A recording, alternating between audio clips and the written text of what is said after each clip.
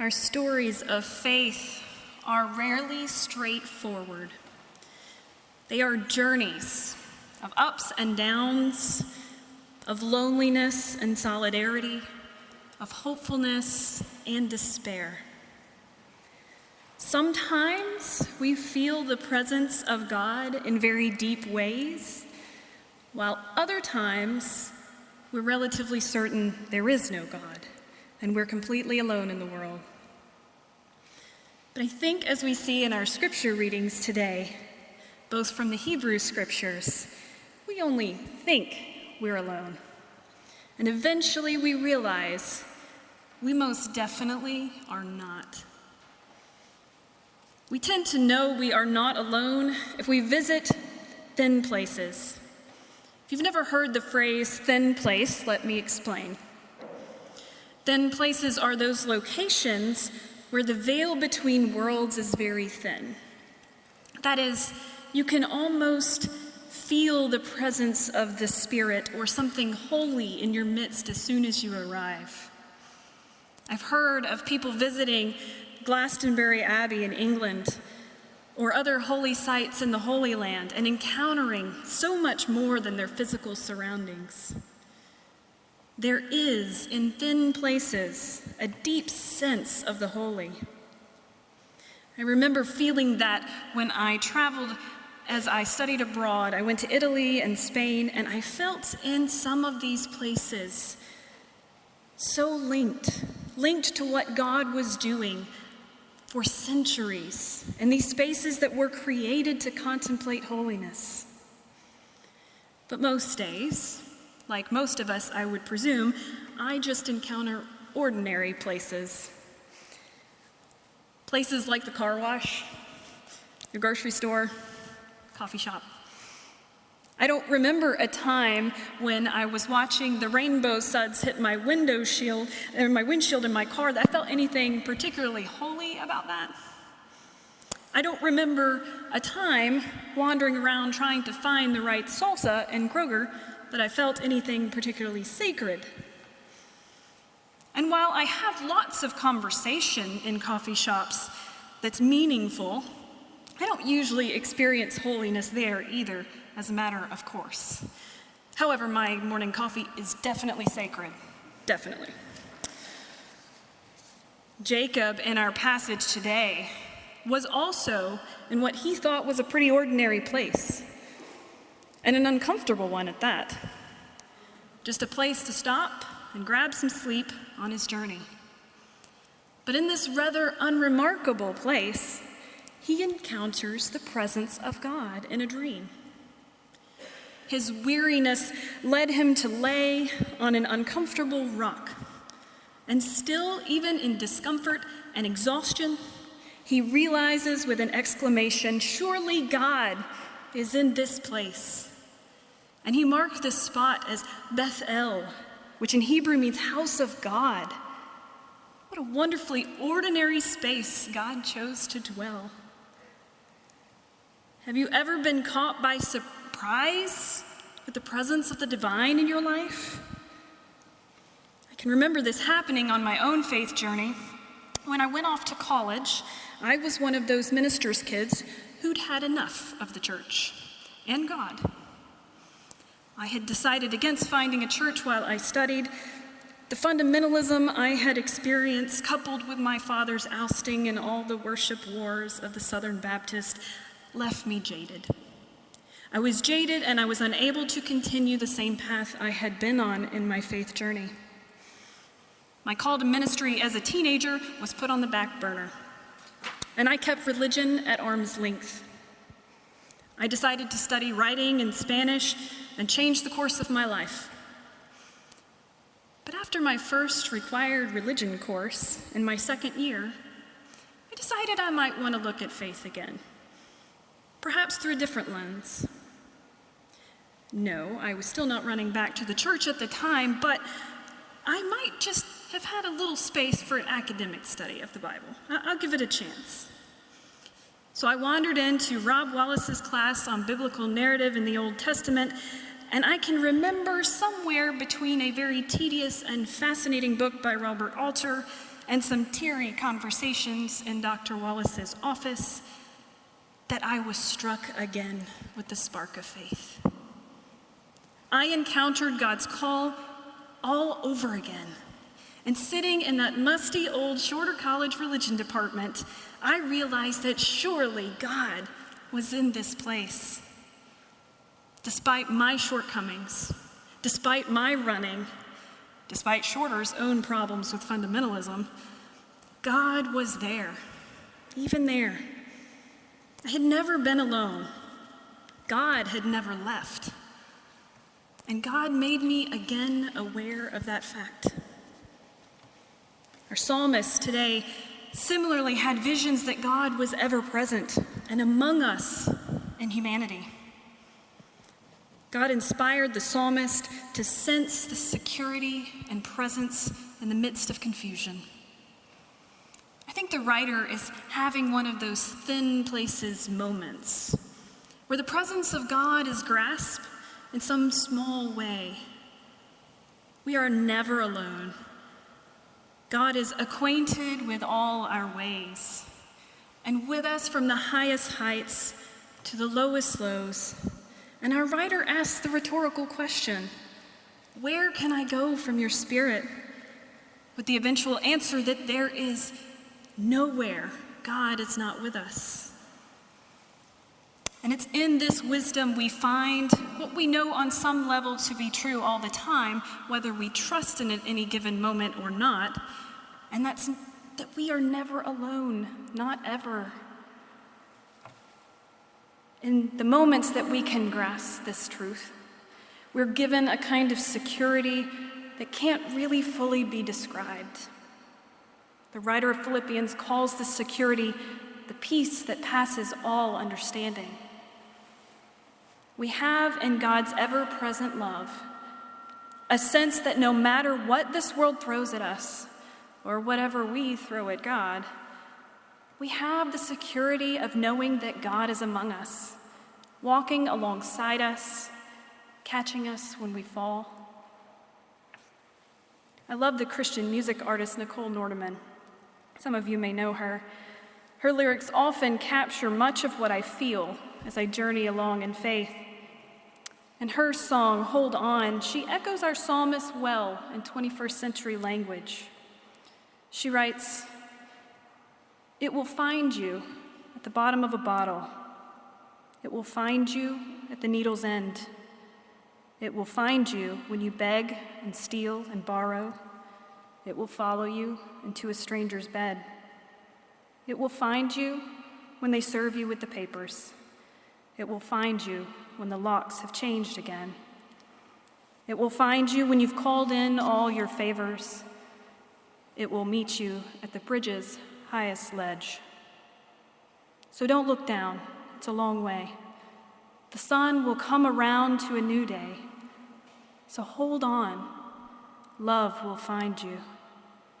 Hold on, he's right behind you now. Just turn around and love will find you. It will find you when the doctor's head is shaking. It will find you in a boardroom, mostly dead. It will crawl into the foxhole where you're praying. It will curl up in your halfway empty bed. So don't believe that it's over. Maybe you can't see around the corner. So hold on, love will find you. Hold on, he's right behind you now. Just turn around and love will find you.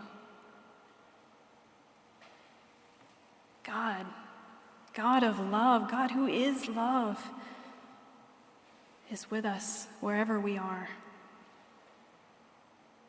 What do we do with this? What do we do with this security, this knowledge? How do we understand that God is always with us, always finding us again, despite our tightly shut eyes? We can certainly bask in our own security, this peace that passes all understanding. There are times we need that. There are times when life is too hard, and basking in that can make us closer to the divine.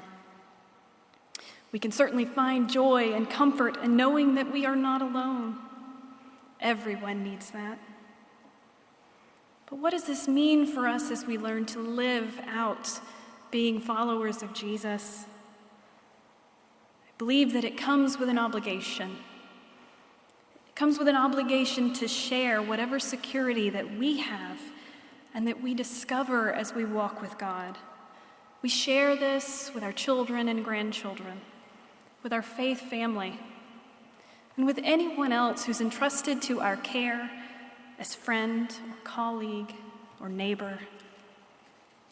The psalmist also teaches us that when we share this security and hope, we have to do it in humility. We acknowledge that we don't always have the answers, but we trust in a God who does. Even when the paths we choose and the experience of our life don't have security, our insecure moments may provide experiences that give us glimpses of the holy that never leaves our side.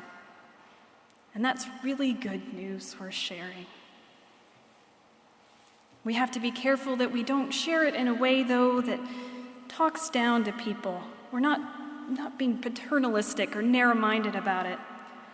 This humility that we take seriously acknowledges the presence and action of a benevolent God, but also realizes how very little of who God is and what God does that we can know as humans. When we share this good news, we have to remind ourselves and our hearers who we are in relation to our ever-present God, remembering that not all of us have had the same experience of God's presence. Not all of us understand God in the same way, and that God is so much more than whatever box we've tried to encapsulate holiness in. We instead take, in humility, this security and we share it in recognition of God in our lives, who provides us a refuge, even in the midst of life's hurricanes. I read a beautiful description of what God's security is like from a fellow Baptist minister in New Mexico. He described God's security in our lives like that of a mother eagle with an eaglet learning to fly. He writes this: "When the eaglet got old enough to try its wings, the mother eagle destroyed the nest, forcing the little bird out.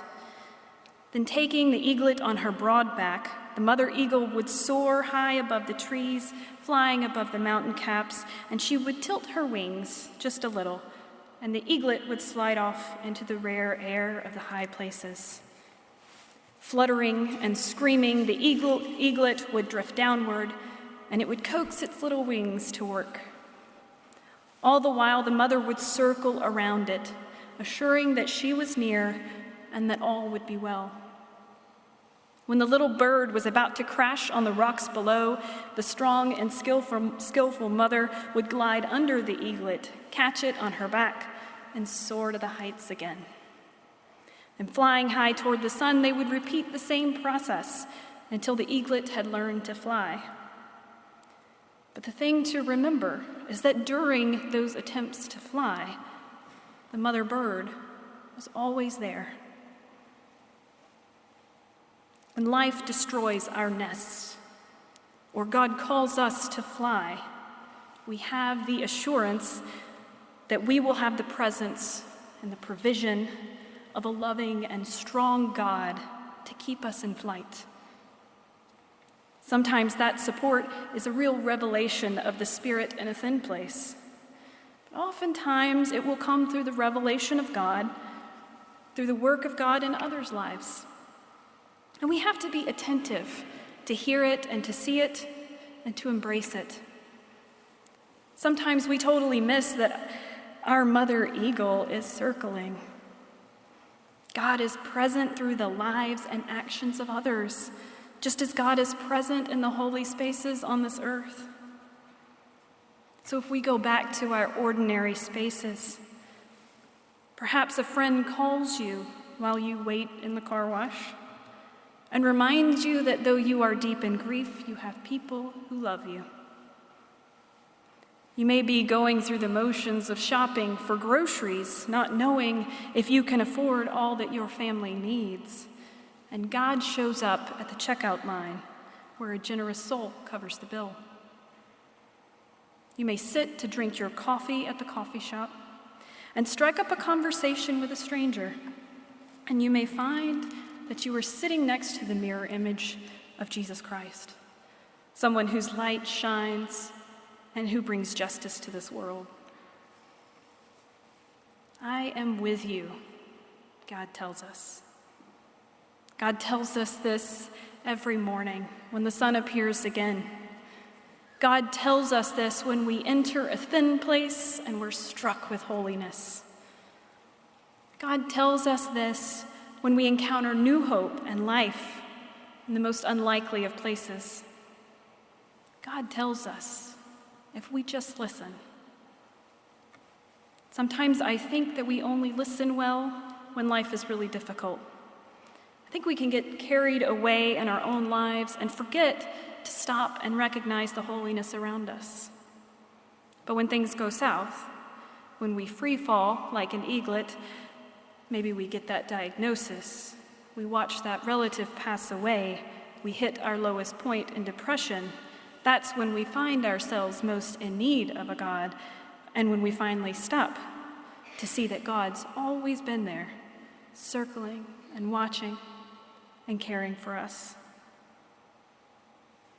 But I think if we consciously look at other times in our lives, we'll see God's presence in this world in many places, filled with joy and sorrow, light and dark.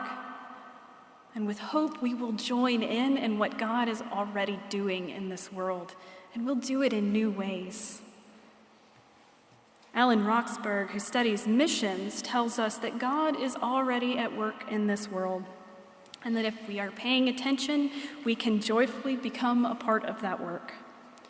Maybe that means seeing with God's eyes who our neighbors are. Perhaps our neighbors don't look like us or speak our language. Maybe that means taking time to be a neighbor by allowing ourselves to be vulnerable, letting our neighbors host us and share their lives with us. Maybe that means that being the presence of God in this world through our giving of our whole selves sacrificially means that's how we do church together. We are church together.